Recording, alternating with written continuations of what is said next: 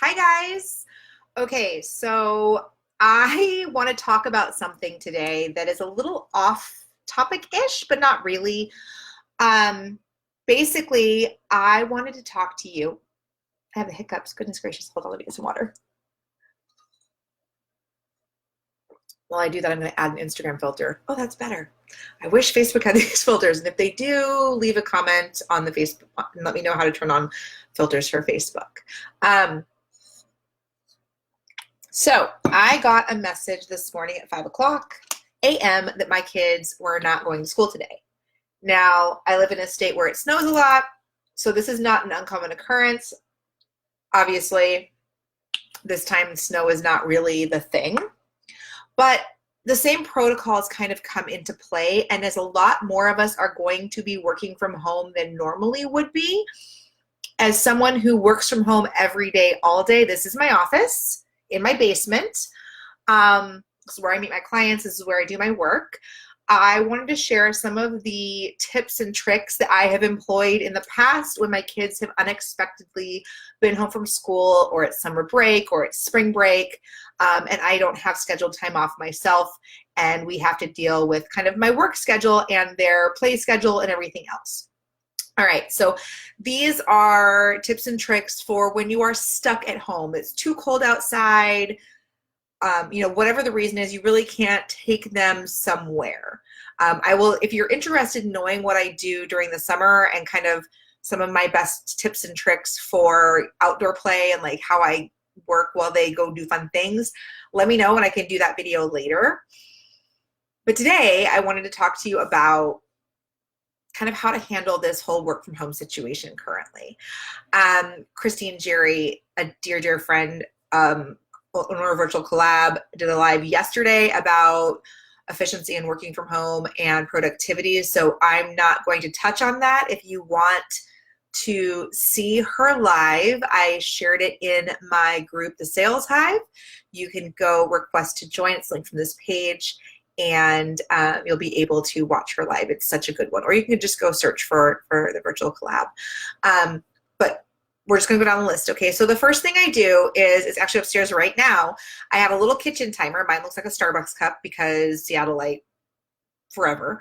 And I set it for 45 to 60 minutes, depending on what I need to get done. And my kids know that they can look at the timer and it's up high enough they can't get to it. And when it rings, mommy's done. They can come down and see me. We can hang out. They get some time. For those of you just hopping on, hi, I am Bree Gunn of Brianna Gunn Enterprises. I work from home all day, every day. And I thought I would share some of my best practices for days when your kids are home too. All right, so we talked about the kitchen timer. The second thing is dust off those board games and books and outdoor toys. Encourage them to play games that are a little more physical. I'm not talking running in the house, but we have like a beanbag toss game that's really great. You could encourage them to roll a soccer ball, like sitting between their legs. Get them some physical activity. If it's beautiful outside and not too cold, have them go outside and play. If you need to supervise them, go sit outside and use your Wi-Fi. Let your kids run and move. They need to do that. During your working periods, if you can't be outside with them and because Wi-Fi is not able, or it's too cold or something, board games, books, outdoor toys, indoor toys, Legos, those are all really great options. If you don't have those, Amazon is available. So go load up your cart with bricks and construction toys and puzzles and fun new things to keep them busy. You don't have to break the bank. One of the best things I ever got them was those little weird stress balls that you squeeze and like they kind of ooze weirdly out the sides. They both love those and they keep them occupied for a long extended period of time.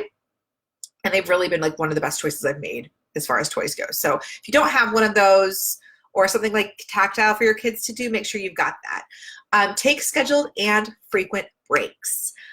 When my timer goes off, I stop what I'm doing, go upstairs, and I spend 10, 15, 20 minutes, depending on how much time how much is on my task list, what my appointments look like for the day, and we hang out. I leave my computer down here. I don't answer my phone unless it's a husband. And we hang out. We play a game. We play a quick board game. We play Moncala. We sit and read a book. They show me what they've built. We spend time together so that they don't feel like they're all by themselves. If taking breaks is hard for you because you're not able to like delineate between break and not break, try setting that timer to ring so they know, or use your alarm on your phone so they know that, okay, once this rings, it's mommy's work time again. The next thing is something in our house that has been super, super helpful. My kids get a little bit crazy when all they're doing is sitting on their tablet or on technology, and it sucks my Wi-Fi, and I depend on my internet for my business. So my business takes priority when it comes to Wi-Fi, which means the kids have to find something else to entertain themselves. Now, because we're out of school, they both have homework that involves being on the computer, so that also takes priority. So I'm trying to do a lot of things offline and allow them the time to be online. I also, if I'm not on client calls, I will let them come down. I have a couch over here and a chair over here so I can separate them, where they can both sit with their respective laptops or tablets or whatever, or book, and read and still be in mom's space, but quietly. Technology boundaries are really super important for kids who don't handle technology well. It's good to get them out and exercise their brains. I'm not a child psychologist, but if you're like, oh, they can just be on the tablet, like, give them space to be kids. It's important. And the very last thing is, because my timer is almost up, the very last thing is to enforce working hours. Figure out when you start and when you stop and work things around that, because otherwise you end up working, it's so easy to get sucked into the trap of, oh, well, I'm working from home, therefore I will just work a little bit more, or therefore I will just do this for a little bit longer.